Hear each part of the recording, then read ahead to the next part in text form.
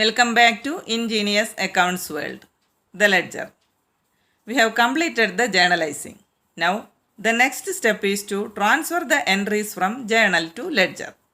Before that, we should have an idea about the ledger, importance of ledger, and the classification of ledger accounts. A ledger is the collection of all the accounts, or it is a book containing all the accounts.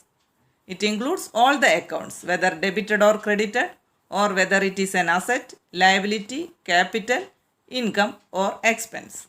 All types of accounts will be there in the ledger, and the ledger is the principal book of accounting system. A journal is known as the book of primary entry, whereas the ledger is the principal book of accounting system because of its importance.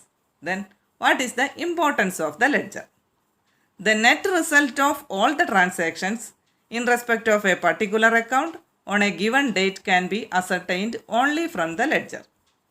The net result of all the transactions in respect of a particular account. For example, if we want to know the net amount payable to a supplier on a given date, we can get such informations only from the ledger. We have recorded all the transactions in the journal also, but there we have recorded it in the chronological order. Then, if we want such an information, first we have to search for the entries related to such an information. But here in the ledger, we will get all such informations easily. The net amount payable to a particular supplier or the amount receivable from a customer, etc. That means all the relevant informations are available from the ledger easily. Therefore, it is also known as the principal book of accounting system. Now, the classification of ledger accounts.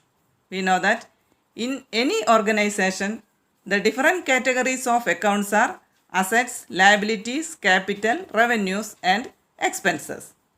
But in the ledger accounts, we can group them into two heads: permanent accounts and temporary accounts. Assets, liabilities, and capital are permanent accounts, and revenues and expenses are temporary accounts. And we will not close the permanent accounts.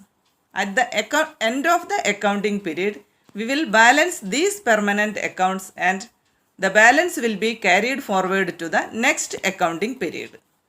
But the temporary accounts, we will close these temporary accounts at the end of each accounting period by transferring the balance to the profit and loss account, trading and profit and loss account, to ascertain the profit or loss of that particular period.